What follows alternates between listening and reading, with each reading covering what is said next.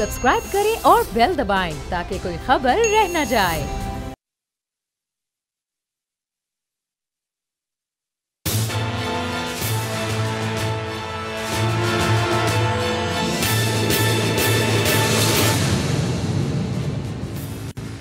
अस्सलाम वालेकुम। प्रोग्राम तज्जिया में हूं लीना इलियास, समी इब्राहिम, राना ताहिर मेरे साथ। आसिफ अली ज़रदारी साहब कहते हैं कि सेनेट के चेयरमैन वो होंगे। फिर साथ उन्होंने कहा बिलावल और मरियम को कोई सियासत से नहीं रोक सकता। इसके अलावा वज़ीर आज़म इमरान खान साहब ने भी कुछ बातें की हैं। जी समी साहब, ओवर टू यू। जी बहुत शुक्रिया अलीना आपका।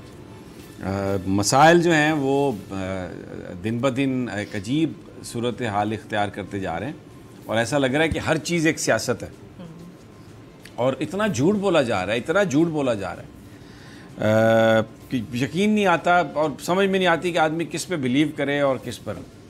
एक छोटी सी मैं ये आप जो मिसाल दे के आपसे बात शुरू करता हूँ। अब ये बड़ी अहम चीज़ है कि कुर्बानी, ईद आ रही है तो कुर्बानी होनी है, घरों में बकरे लेने हैं, लेकिन अपोजिशन इस वक्त क्या कर रही है? हर वो काम करने की कोशिश कर रही है जिससे इस मुल्क में इज़्तिराब में इजाफा हो, जिससे इस मुल्क में बेचैनी में इजाफा हो। यार लोगों ने खबर चलवा दी कि वो जी बकरों पर भी टैक्स आयद हो गया, बकरों की पेमेंट चेक्स के ज़रिए होगी, आपसे उसका हिसाब पूछा जाएगा, ना जाने क्या कुछ, यानी इतना वो किया। बिलावल भुट्टो वो लोअर दीन में आज जलसे से खिताब कर रहे थे, अगर रिमशा साहबा उनका वो शॉर्ट सुनवा दें। उन्होंने वहाँ पर कह दिया कि ये जब बकरों का टैक्स लिया जा रहा है और पता नहीं क्या क्या पूछा जाएगा। सुन लें ज़रा क्या फरमा रहे हैं बिलावल भुट्टो। अच्छा, क्रेडिट जाता है सुप्रीम कोर्ट ऑफ पाकिस्तान को कि उन्होंने मनी ट्रेल, यानी कि ये पैसा आया कहाँ से, इस सवाल को अपोजिशन के जहनों में इतना डाल दिया है कि अभी आप देखें बिलावल भुट्टो वहाँ पर जो खिताब फरमा रहे थे, लोगों को बता रहे थे, आम लोगों को डरा रहे हैं कि अब आपसे भी मनी ट्रेल मांगी जाएगी कि इस बहाने से लोग इकट्ठे हों, हुकूमत के ख़िलाफ़ आएँ। और चेयरमैन जो हैं FBR के शब्बर जैदी वो इसकी तरदीद कर चुके। मैंने जिस दिन ये ख़बर आई और सोशल मीडिया पर, तो फिर वो आपको पता है फ़ोटोशॉप करके बड़े बड़े अखबारों की पेशानी लगा के और नीचे ख़बर चस्पा करके, तो उनके नाम से भी ये ख़बरें चलती रहीं कि जनाब वो 40,000 से ज़्यादा का जो बकरा है वो आप ख़रीदेंगे तो आपसे मनी ट्रेल मांगी जाएगी, चेक मांगा जाएगा, FBR के बंदे बकरा मंडी में बैठे होंगे और अगर आप मनी ट्रेल ना दे सके उसी वक्त आपको पकड़ के ले जाएंगे, गोया बकरे आपको कुर्बानी का बकरा बना दिया जाएगा FBR। ये इस तरह की बातें, और ये बेसिकली ये सब झूठ है। सियासतदानों बिलावल को ये बताना चाहिए था ना। ये एक रिपोर्ट भी है स्टेट बैंक ऑफ पाकिस्तान की जिसमें वो कह रहे हैं कि एक दिन के जो हुकूमत कर्ज ले रही है बैंकों से वो 6 अरब ले रही है और जो नोट छाप रही है वो 1 अरब 73 करोड़ के करीब छाप रही है, जिसकी वजह से महंगाई होगी। कुछ इस तरह की बात करते तो लोगों को समझ भी आती है। I agree with you. Non issues जो है ना उन पर वो बात कर रहे हैं, ये बकरों का इशू बनाया और ये हो रही है। अब आप देखें दूसरी, अब यानी इसमें देखें ना पाकिस्तान के इशूज़ क्या हैं। मरियम नवाज़ साहबा ने ट्वीट किया है जिससे हमें पता चला कि नवाज शरीफ साहब की जो घर से आने वाली रोटी मुकम्मल तौर पे बंद हो गई। उन्होंने कहा जी पिछले ये जो उनका जो ये ट्वीट था ये अभी कोई थोड़ी देर पहले आया, घंटा पहले आया, शायद पौना घंटा आधा, कि 5 घंटे से जो नवाज शरीफ साहब के जो घर से खाना लेके बंदा जो है वो जेल पे खड़ा है बाहर और उसको अंदर जाने नहीं दिया और ये कहा नवाज शरीफ साहब को कि आपको जेल का खाना खाना पड़ेगा, और नवाज शरीफ साहब ने इनकार कर दिया। उन्होंने कहा मैं तो नहीं खाना जेल का खाना, जो मर्जी हो जाए करो, शकील ने जो पकवा के भिजवाया मैं वही खाना है। उन्होंने कहा जी मैंने तो खाना नहीं। अच्छा, अब मरियम साहबा ने ये कहा कि मैं अदालत में जाऊँगी कि नवाज शरीफ साहब को खाना घर का दे, और मुझे अगर अदालत से रिलीफ नहीं मिला तो मैं खुद वहाँ पर जेल में जाके बैठ जाऊँगी, और इसको मजाक ना समझें, मैं लड़ूंगी और मेरे अब्बा जो घर से खाना पक के गया वही खाएंगे। अब देखें ये पाकिस्तान का इस वक्त जो सबसे बड़ा मसला वो ये है, 22 करोड़ का मुल्क है ये, 24 करोड़ का न्यूक्लियर स्टेट है, पता नहीं क्या कुछ हो रहा है बॉर्डर्स पे कि नवाज शरीफ साहब को रोटी का आती चाहिए, घर का खाना नवाज शरीफ साहब खाएंगे नहीं तो मैं एहतजाज। कल वो मंडी बहाउद्दीन के जलसे में थी और वहाँ पर उनका ये था कि नवाज शरीफ साहब बिल्कुल बेगुनाह साबित हो चुके और लोगों से नारे लगवाए कि जी इमरान खान साहब आप घर जाएं। अब और लोगों ने नारे लगाए कि इमरान खान साहब आप घर जाएं। अब मुझे एक बात बताएं, नवाज शरीफ साहब को भेजा, सुप्रीम कोर्ट ऑफ पाकिस्तान ने डिस्क्वालीफाई किया और एक अदालत ने उन्हें सज़ा दी जिसकी बुनियाद पर वो कोट लखपत जेल में है। इमरान खान साहब आप घर जाएं। यानी जो बात उनके दिल में थी वो आ गई कि इमरान खान साहब आप घर जाएं। मुझे ये बताएं, आप ये बात करते हैं कि 18वीं तरमीम को हुकूमत बदलने की कोशिश कर रही है, जमहूरियत को ख़तरा हो गया और पता नहीं फ़ौज और एजेंसियां और अदलिया पीछे से पता नहीं क्या कर रही हैं। आप क्या ये रिस्पेक्ट है मैंडेट की, ये रिस्पेक्ट है वोट की? अगर आप हार जाएं तो आप कहते हैं मैं इलेक्शन को नहीं मानती, और अब आप कह रहे हैं इमरान खान इस्तीफ़ा दें और घर जाएं, तो ये फिर डेमोक्रेसी बात, ये डेमोक्रेसी की वो बात कर रही हैं। हर वो काम जिससे उनको अटेंशन मिल सके, अटेंशन सीकर, कि जिससे वो खबरों में रह सकें, लीडरी का शौक है, अपने बाप के नाम को बेच रही हैं। नहीं, कल तो सारा जलसा जो हुआ है समी साहब, उसमें तो जो अटेंशन सीकर वो बनी है, उसकी सबसे बड़ी रीज़न तो पीटीआई खुद है सर। पीटीआई के कल हम हैंडलिंग डिस्कस कर चुके हैं कि वो बहुत ही बुरी हैंडलिंग थी गवर्नमेंट की, पीटीआई की। उनको तो वो तो इस जलसे पर पाबंदी बनाया गया बेसिकली। नहीं, वो आज अब देखें ना, हर बात पे मैं ये आप उठा के देख लें कि हर बात पे वो चाहे अदलिया का मामला हो, चाहे पाकिस्तान के रियासती इदारों का मामला हो, पाकिस्तान के अंदर पॉलिटिक्स हो, मरीम नवाज़ साहबा वो बयान देती हैं जिससे तवज्जो उनको हासिल हो, जिससे वो मीडिया में चलती रहें, बढ़ती रहें। उनका जो मुकाबला है एक्चुअली उन्होंने लगाया हुआ है अपने चाचू के साथ। वो शहबाज शरीफ साहब को इनफेक्टिव करना चाहती हैं अंदर, और वो खुद इनफेक्टिव हो चुके हैं। ये बिल्कुल एक बात ये सामने आ चुकी है, नज़र आ चुकी है। तो मरीम साहबा, मैं ये बेसिकली मैंने ये दो चीज़ें इसलिए ली हैं कि मैं आपको, ये पाकिस्तान के मसाइल हैं इन पॉलिटिशियन के नज़दीक, और अगर जमहूरियत को ख़तरा है तो वो इन सियासतदानों के गैर जमहूरी रवैये की वजह से है। आप जो अवामी इशू है उस पर कोई बंदा बात नहीं करता कि पाकिस्तान स्टील मिल बंद पड़ी है। 1 अरब रुपए महीने का उसका खर्चा है, 1 अरब रुपए, प्रोडक्शन ज़ीरो है, वो चढ़ता है, नेशनल एक्सचेकर के पैसे ज़ाया होते हैं। पीआईए की क्या सूरत हाल है, रेलवेज़ की क्या, जो तमाम जो इस वक्त महकमे, हॉस्पिटल्स की आप देखें, आज ये रवैया देखें हमारा क्या है कि लाहौर के एक हॉस्पिटल में वो जो बेचारा जो आदमी जिसको वो सादकाबाद से लेके आए थे इलाज के लिए, उसका डॉक्टर माज ने शालीमार हॉस्पिटल में उसकी सर्जरी की, आर्मी चीफ ने एयर एम्बुलेंस प्रोवाइड की नूरुल हसन साहब को। एक लड़की, एक खातून को लेके आए वहाँ पे, शायद वो उनकी डिलीवरी होने वाली थी, उनका इंतकाल हो गया वहाँ पे उस खातून का, और उनके लवाहिकीन का ये कहना था कि जी ये डॉक्टर्स की वजह से हुआ है, उनकी नाअहली की वजह से। तो उन्होंने वहाँ पर वो हंगामा किया, चीज़ें तोड़ी फोड़ी कि नूरुल हसन जो वहाँ पे था उसके वो जो उसके मेडिकल जो भी मशीनें उसके साथ लगी थी उसकी तारें निकल गई, और जब डॉक्टर भाग गए और उसको दिल का दौरा पड़ा, इसकी वजह से उसके ऑक्सीजन में कमी हुई, डॉक्टर्स को लेके आए, दोबारा तारें भी लगाई, लेकिन वो अल्लाह को प्यारा हो गया नूरुल हसन। ये हमारी कौम का मिजाज है, रूल ऑफ लॉ यहाँ पे नहीं है।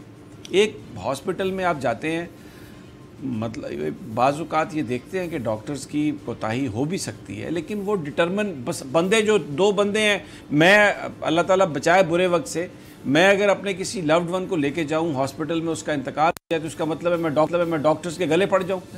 यानी ये क्या हम कहाँ जा रहे हैं? What is this society? कोई इनको पूछने वाला है?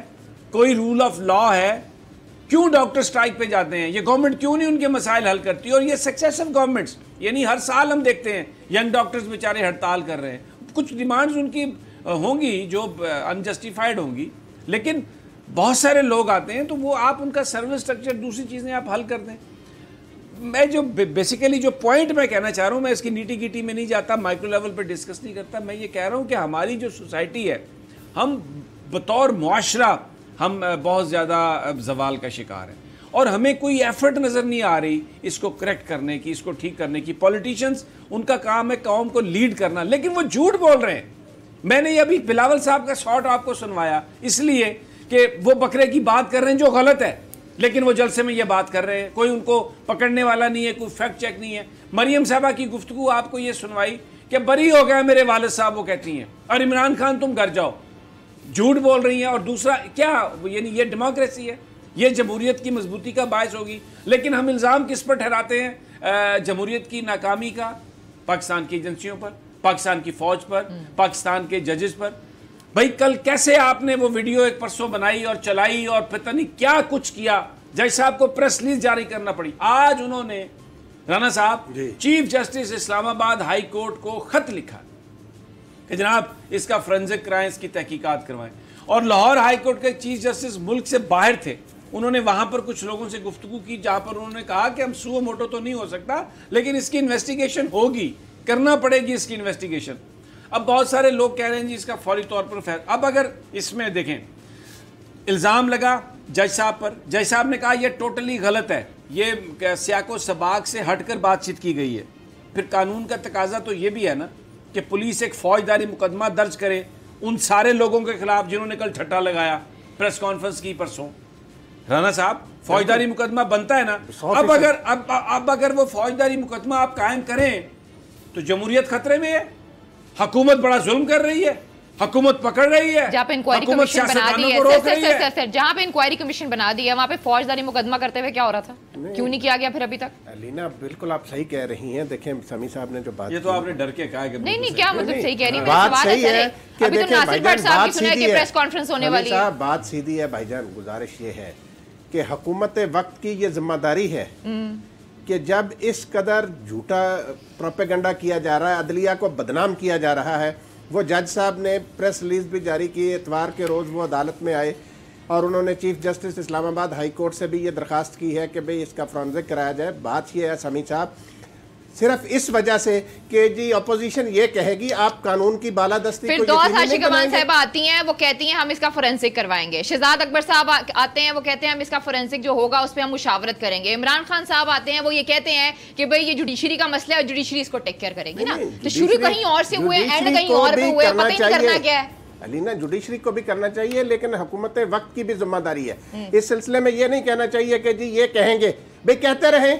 उन्होंने एक पूरी आपके इदारे का मजाक उड़ाया, पाकिस्तान के इदारों को तज़हीक का निशाना बनाया, आप खामोश तमाशाई के तौर पर बैठे रहेंगे। तो मरियम लेके जाते रहे, ये कहते रहे वहां पे बड़े सबूत हैं, आप बताएं ना, उसको शामिल होना चाहिए, बिल्कुल होना चाहिए। बात की बात है, जो इन्होंने प्रेस कॉन्फ्रेंस की ना अलीना, उसकी रोशनी में मोहतरमा मरियम नवाज साहबा, शहबाज शरीफ साहब और दीगर जितने भी वहाँ बैठे थे, जो समी साहब ने अल्फाज इस्तेमाल किए कि ठट्ठा लगाया वहाँ बैठ के जिन लोगों ने, इनके खिलाफ मुकदमा दर्ज करके इनको गिरफ्तार करना हुकूमत वक्त की जिम्मेदारी है।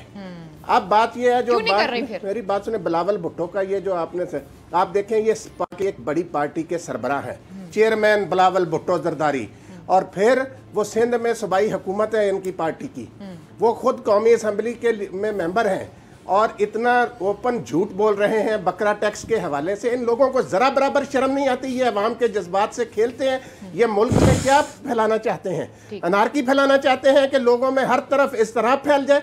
और ये देखें किस कदर बेईमान लोग हैं ये, कि अपने बाप के जाली अकाउंट्स की मनी ट्रेल पूछी जा रही है तो लोगों को कहता है आपके बकरों की मनी ट्रेल पूछी जाएगी। मुकदमा क्यों नहीं हो रहा? जरा बराबर शर्म या नहीं है? इसलिए हो रहा है, इसलिए नहीं हो रहा। आप बार बार पूछ रही फौजदारी मुकदमा कि मुल्क में कैसी फ़ज़ा बनी हुई है, ऐसा माहौल बना हुआ है।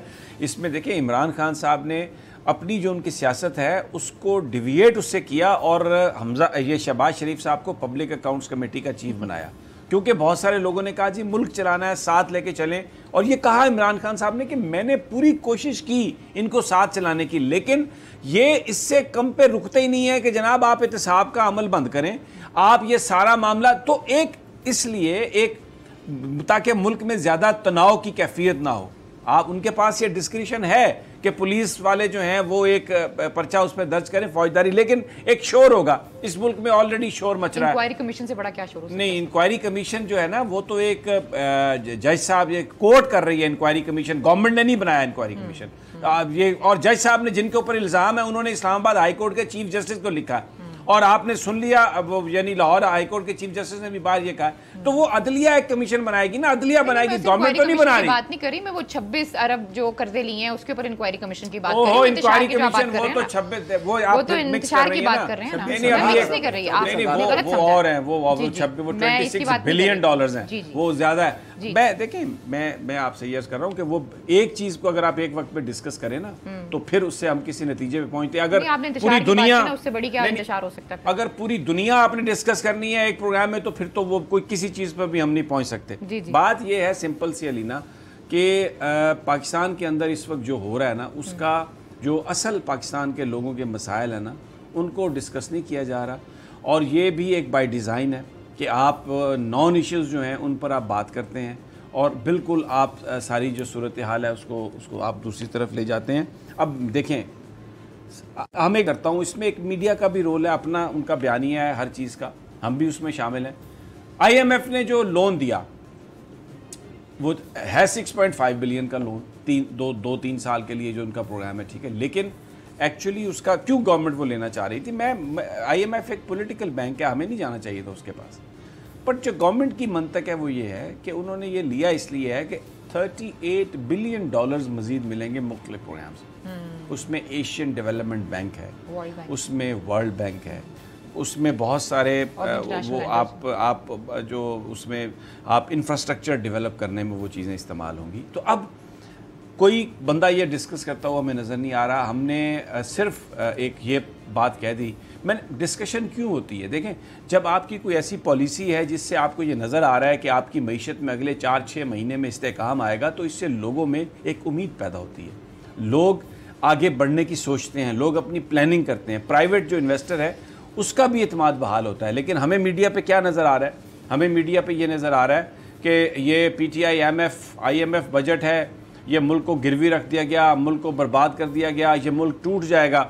हमें सारे ट्रेडर्स हड़ताल करते हुए नज़र आ रहे हैं। क्यों ये हड़ताल कर रहे हैं? इसलिए हड़ताल कर रहे हैं कि पहली दफ़ा इनसे मांगा जा रहा है कि आपका टैक्स नंबर चाहिए और अब आपको टैक्स देना होगा। ये कोई पाकिस्तान में टैक्स देने का कल्चर ही नहीं है।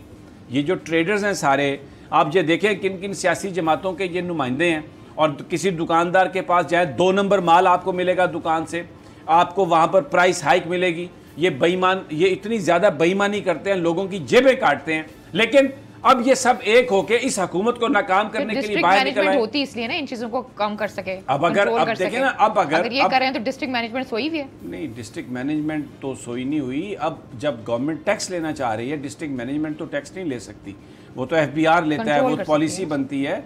जब गवर्नमेंट टैक्स लेने के लिए आई है और उन्होंने रूल्स बनाए हैं, तो ये सारे के सारे हड़ताल पे जा रहे हैं क्योंकि ये टैक्स देना नहीं चाहते। अब अगर ये टैक्स नहीं देते तो उसका जो खमियाजा है वो पाकिस्तान के अवाम भरते हैं, क्योंकि वो सारे पैसे फिर उनको देने पड़ते हैं। डायरेक्ट टैक्सेशन होने के लिए, कुछ देने के लिए, बड़ा बड़ा अमीर आदमी पैसा देने के लिए तैयार ही नहीं है। ये जो जितना बड़ा अमीर है पाकिस्तान का, वो टैक्स नहीं देता, और इनडायरेक्ट टैक्सेशन में आप लोगों से टैक्स वसूल करते हैं। ये जो आपको तेल महंगा इसलिए मिल रहा है कि पाकिस्तान की गवर्नमेंट मजबूर है टैक्स लगा के अपने लिए खर्चात निकाले, क्योंकि बड़ा आदमी टैक्स देता ही नहीं है। कहते हैं पहिया जाम कर देंगे, दुकानें बंद कर देंगे, भाई फिर कौन देगा? तो इस पे कोई बंदा बात नहीं करता। ये हैं पाकिस्तान के मसाइल। जो 70 साल से पाकिस्तान में किसी ने कुछ नहीं जो है ना वो अकाउंटेबिलिटी नहीं हुई। अभी जरदारी साहब का वो ज़रा गुफ्तगू सुनवा दें जिसमें वो क्या कह रहे हैं। मरियम नवाज साहबा को सुप्रीम कोर्ट डिस्क्वालीफाई कर चुकी है, फैसला उनके खिलाफ आ चुका है, अपील उनकी चल रही है, ठीक है, यानी फैसले के नतीजे में वो डिस्क्वालीफाई है, इत्तेसाब अदालत के फैसले के नतीजे में। लेकिन आज क्या कह रहे हैं जनाब आसिफ अली जरदारी साहब कि कौन है जो रोक सके मरियम नवाज को और बिलावल भुट्टो को पॉलिटिक्स से? ना किसी अदालती फैसले का एहतराम, बस हमने ये कह दिया। ये वो बुनियादी तौर पर मैं कहता हूं कि कमाल की जहानत है जस्टिस आसिफ सईद खान खोसा की। जिस वक्त उन्होंने पनामा केस का फैसला लिखा तो उन्होंने माफिया का जिक्र किया। माफिया वो होती है जो एस्टेब्लिशमेंट को ललकारती है, जो रियासत को ललकारती है, जो हुकूमत को ललकारती है। और वो माफिया अब कैसे, सुनाइए ज़रा जनाब आसिफ अली जरदारी साहब का शॉट जो कह रहे हैं कि इन्होंने तो पॉलिटिक्स करनी है, कौन इन्हें रोक सकता है? सुनाइए जी। अब आप देखें, ये दोनों एक दूसरे को ये कहते, शहबाज शरीफ साहब कहते थे कि मैं जरदारी को सड़कों पे घसीटूंगा और उनके पेट से पैसे निकालूंगा, और नवाज शरीफ साहब भी जो इनके बारे में बात करते थे, जरदारी साहब ने नवाज शरीफ साहब को नासूर करार दिया था। अभी वो क्या फरमा रहे हैं कि मरियम जो है वो हमारी बेटियों जैसी नहीं है। क्या पाकिस्तान के जो दूसरे अवाम हैं वो जानवरों जैसे हैं? अगर ये मरियम साहबा आपकी बेटी जैसी है, बिल्कुल बेटी जैसी, या पाकिस्तान की बेटियां भी आपकी बेटियां जैसी हैं, जो घरों में बैठी हैं, जो जिनके वालिदैन रोजगार के इंतजार में हैं, जो बर्बाद हो गए हैं, जिनको इलाज नहीं है, तालीम नहीं है, जहेज ना होने की वजह से शादियां नहीं है। भाई ये बड़ा वडेरा जो है पाकिस्तान का, उसने आपस में इत्तेहाद कर लिया। और देखें बहुत सारे लोग, उनकी अपनी ओपिनियन है, हमारे इंटेलेक्चुअल साथी, जर्नलिस्ट साथी, वो नारे मार रहे हैं भाई जी। आज बिलावल भुट्टो साहब ने वो जो नज़म पढ़ी है लोअर दीर के जलसे में, क्या वो यानी किस कॉन्टेक्स्ट में वो लिखी गई थी क्या वो 80s का ज़माना था, उस वक्त वो क्या भुट्टो की और वो सारी बात थी, आज कहाँ से आप ले आए हैं? आज इस वक्त पकड़े इसलिए गए हैं आपके अब्बा जी और आपकी फुफो जी के फेक अकाउंट्स, अरबों रुपए, उसका आप जवाब दें। ये ट्रेडर्स अकाउंट नहीं है। और आप मुझे बताएं, अब्दुल गनी साहब, वो जो मजीद साहब जिनके आज जरदारी साहब जाते हैं तो उनसे मिलते हैं जाके? क्या उनसे, अगर आपका ताल्लुक, इतनी क्या मोहब्बत है उनसे आपके? इसलिए कि वो ओमनी ग्रुप आपका फ्रंट ग्रुप है। सारे पैसे, यही तो बेनामी वही चीज़ें हैं सारी, यही तो वो बेनामी जायदादें हैं, यही तो पाकिस्तान का मसला है। टैक्स देना नहीं है, माल चुराना है और उसके बाद उसकी बुनियाद पर हमने वो बिल्डिंग्स खड़ी कर लेनी है। अब इस वक्त जो पाकिस्तान का मसला है, मैं आपको अलीना जोर्स करना चाह रहा हूँ। इमरान खान साहब ने आज ये बड़ी ज़बरदस्त एक बात कही है मीटिंग में।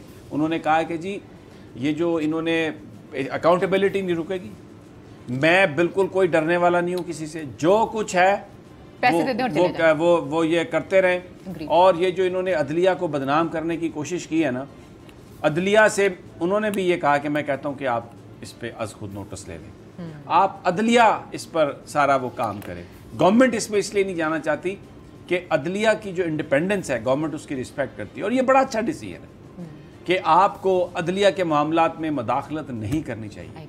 और जज साहब ने भी बहुत अच्छा किया, अरशद मलिक साहब ने, कि उन्होंने इस्लामाबाद हाई कोर्ट के चीफ जस्टिस को खत लिखा। और मैं आपको बताऊं, जस्टिस अतर मिनुल्लाह एक बड़ी बाकमाल शख्सियत है बेशक, वो क्योंकि वकील भी रहे हैं और अदलिया की आज़ादी की तहरीक में भी वो आगे थे, हर चीज़ को समझते हैं। उनके पास ये दरख्वास्त गई है और वो बनाएंगे कमीशन, इसको पूरा इसको इन्वेस्टिगेट करवाएंगे। और मुझे ये लगता है कि चीफ जस्टिस ऑफ पाकिस्तान भी शायद उनसे, तरमीनुल्लाह साहब उनसे कोई मशवरा करें, बात करें, क्योंकि chief justice Lahore high court ने भी ये मुल्क से बाहर जो उन्होंने बात कही है, तो एक ऐसी कोई चीज़ बनेगी, एक ऐसी इंक्वायरी होगी, फोरेंसिक इस तरह से होगा कि सच सामने आएगा। और अभी ये जो बातें हो रही है ना कि जी हमारे पास और टेपें, अब देखें ना ये ब्लैकमेलिंग इस तरह। नासिर भट्ट साहब सुना है प्रेस कॉन्फ्रेंस करने वाले, मेरे पास जी और टेपें हैं। अब आप किन लोगों को बदनाम करने की बात करेंगे? वो बताया जा रहा है कि जी वो आला अदलिया के कोई जजेस हैं जी, कुछ हाजिर सर्विस हैं, कुछ रिटायर्ड हैं। यानी आपने जो बयानिया दिया कि ये 4-5 लोग कौन होते हैं और वोट को इज्जत दो, अब आप अदलिया के इंस्टीट्यूशन को इन जाली टेपों के जरिए बर्बाद करने के लिए निकल आए हैं। होगा नहीं ऐसा, इसलिए कि पाकिस्तान के लोग अदलिया के साथ। अच्छा सर, मुझे एक ब्रेक लेनी है, लेकिन ब्रेक पे जाने से पहले मैं एक सवाल करना चाहूँगी। वो ये है कि ये नैब कोर्ट है, तो नैब एक इंडिपेंडेंट इदारा है, चेयरमैन नैब की इस हवाले से क्या है, क्या वो इस हवाले से इंक्वायरी कर सकते हैं या नहीं कर सकते? मैं चाहूँगी कि आप इस पर कमेंट करें, लेकिन प्रोग्राम में वक्त एक छोटी सी ब्रेक का। Stay with us.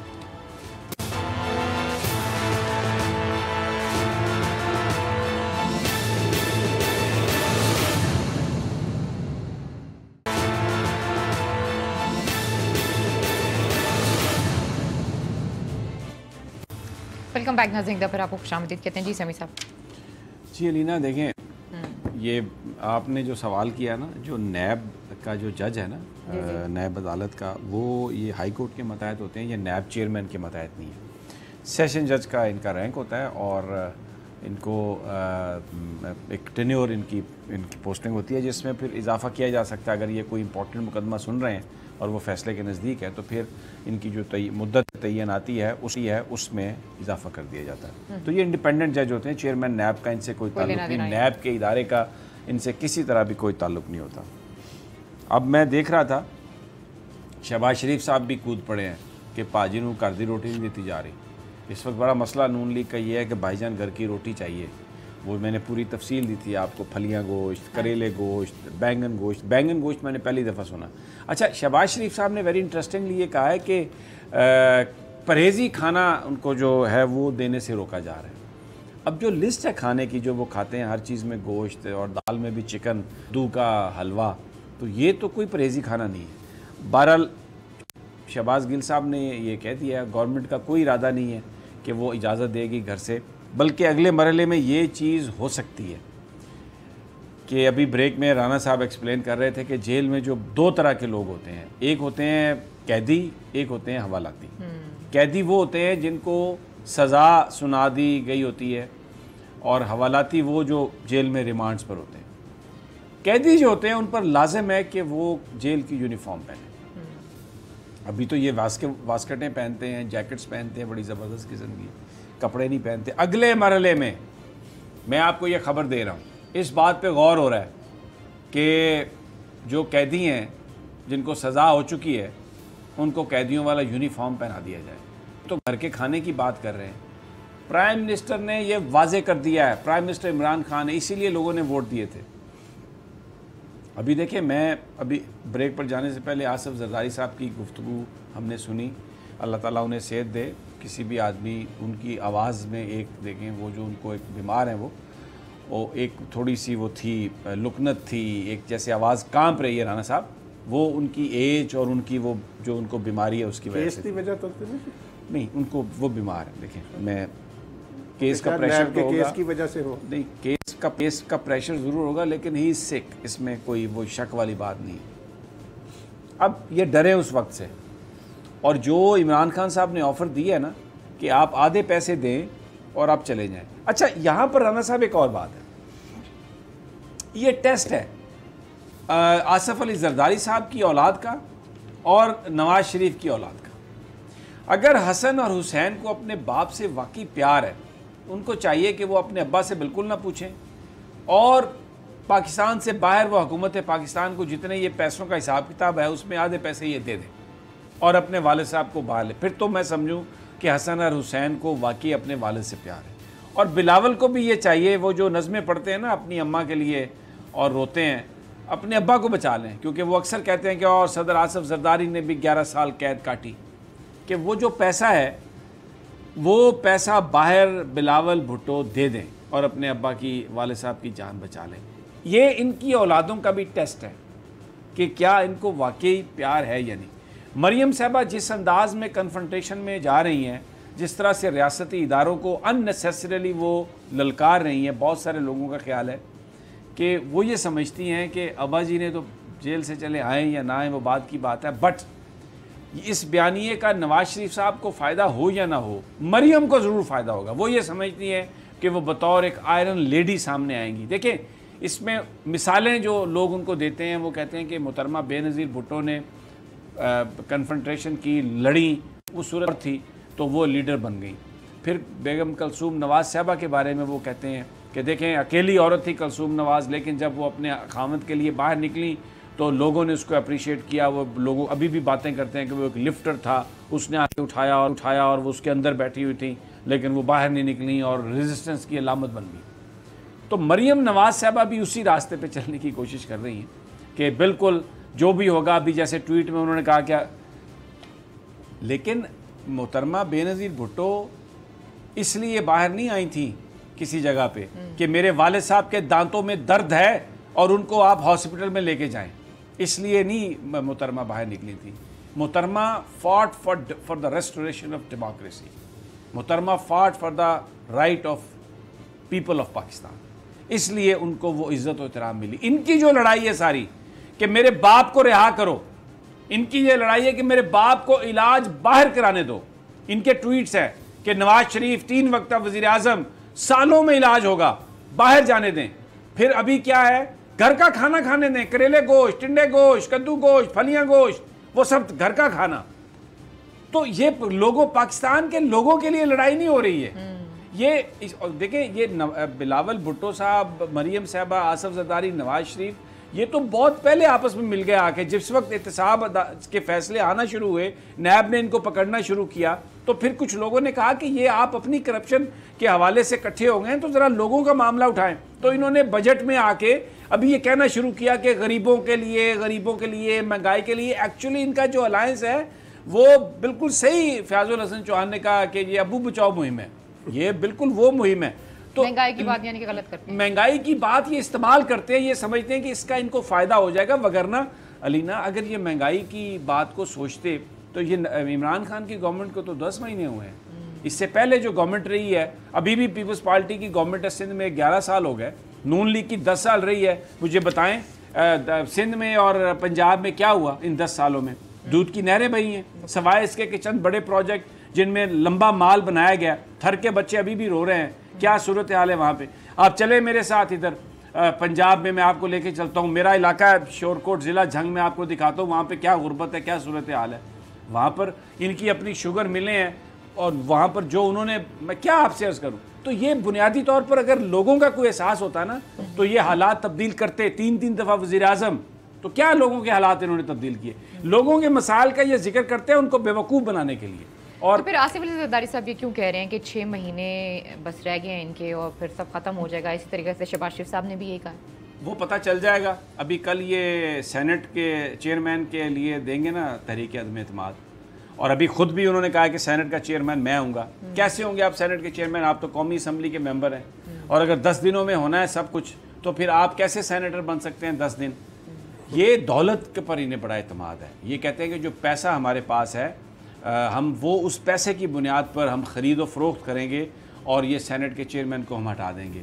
लेकिन ये हम कर चुके हैं प्रोग्राम में बात कि सेनेट के चेयरमैन का जब इलेक्शन होगा तो खुफिया बैलेटिंग होगी, और जो अरकान पार्टी हैं, जो सेनेट के मेंबर हैं, वो पाबंद नहीं है कि वो अपनी मर्ज़ी से किसी को वोट दे सकते हैं। वो पाबंद नहीं है कि जो पार्टी फ़ैसला करेगी उसको ही वो वोट देंगे। वो 4 शिक्के हम डिस्कस कर चुके हैं, एक्सक्यूज़ मी, के जो प्राइम मिनिस्टर के ख़िलाफ़ अदम एतमाद का वोट है उसमें, फाइनेंस बिल पे नहीं वो दे सकते ख़िलाफ़, आइनी तरमीम पर ख़िलाफ़ वोट नहीं दे सकते, और एक कोई और प्राइम मिनिस्टर के इलेक्शन के लिए। लेकिन सेनेट के चेयरमैन के लिए वो बिल्कुल किसी भी पार्टी को वोट दे सकते हैं, और ये होगा सीक्रेट बैलेटिंग के ज़रिए।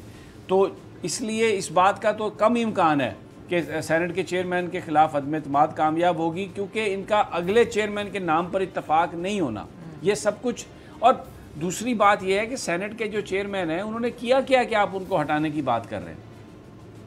बहरहाल कल से वो प्रोसेस शुरू होगा और उससे हमें पता चलेगा। लेकिन जो इस वक्त जो सारी सूरत हाल है राना साहब, उसमें अपोजिशन की बातों में इसलिए जान नहीं है कि ये सारे का सारा ज़ाती बचाव का एजेंडा है। हमी साहब ये देखें, ये जो APC है ना, ये बुनियादी तौर पर आल पाकिस्तान करप्शन कमेटी है।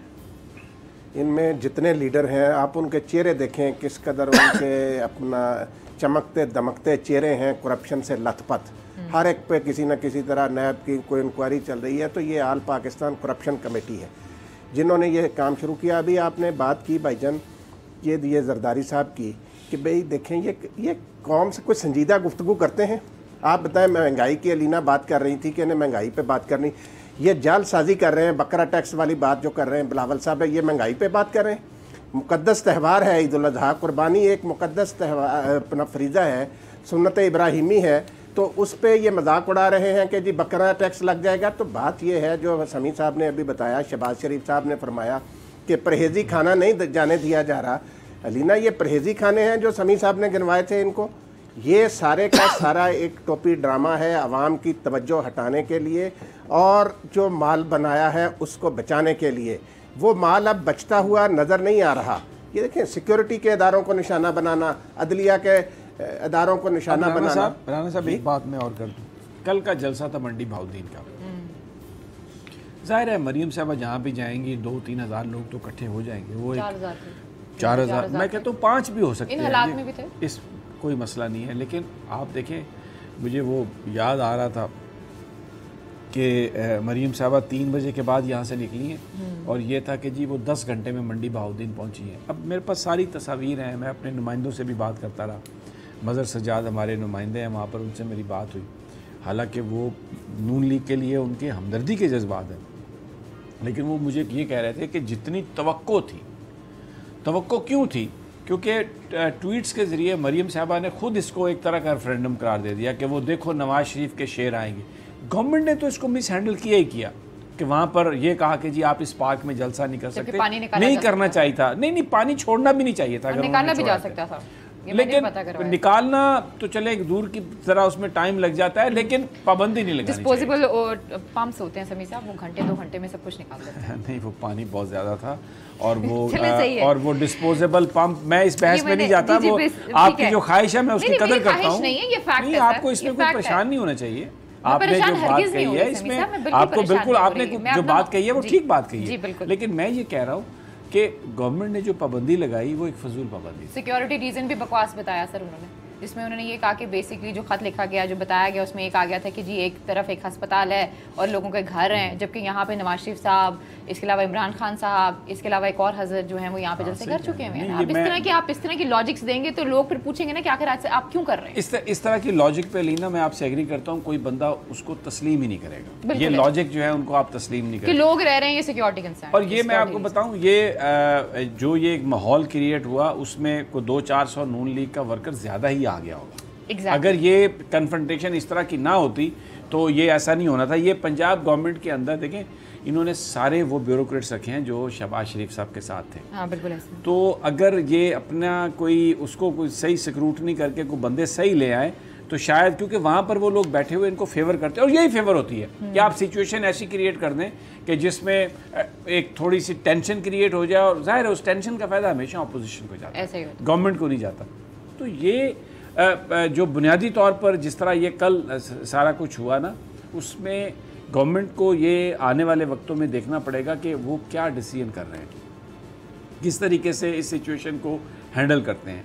अभी मैं देख रहा था ट्रेडर्स के साथ इन्होंने कमेटियां बनाई हैं, उनके साथ ये बातें हो रही हैं, लेकिन क्योंकि इसमें पॉलिटिक्स बहुत ज़्यादा है और पॉलिटिक्स ज़्यादा है, जो ट्रेडर्स हैं उसमें अमूमी तौर पर हम ये देखते हैं कि जो पाकिस्तान नून लीग, नवाज शरीफ साहब की जो जमात है, सिंध में, कराची में, क्योंकि जो बड़ी स्टॉक मार्केट है, जो आपका 60-70% रेवेन्यू कराची से आता है, बड़ा बिजनेस वहाँ पे है, तो इसमें पॉलिटिक्स भी हो रही है। इसको इमरान खान साहब को, वज़ीर-ए-आज़म पाकिस्तान को हैंडल सही अंदाज में करना पड़ेगा। लेकिन एक जो बड़ी जो तनकीद होती है इमरान खान साहब पर, वो ये है कि उनकी पार्टी के अंदर जो लोग हैं, जो उनकी इकनॉमिक टीम है, वो उसमें इस तरह के लोग शामिल हैं कि वो बड़े बिजनेसमैन पर डायरेक्ट टैक्सेशन में नहीं जाएंगे।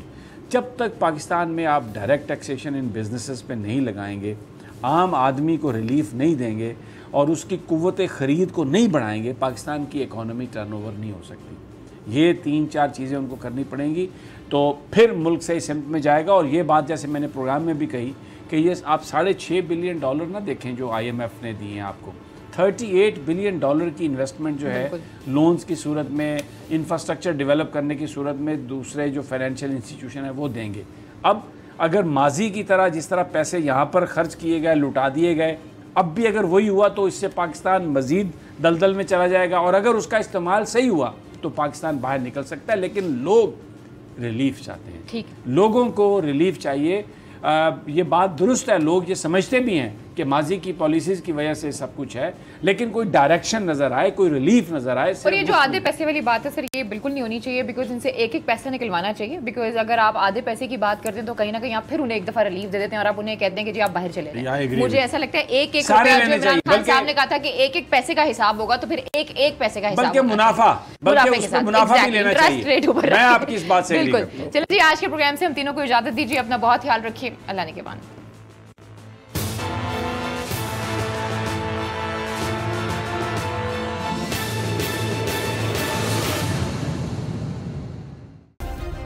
सब्सक्राइब करें और बेल दबाएं ताकि कोई खबर रह न जाए।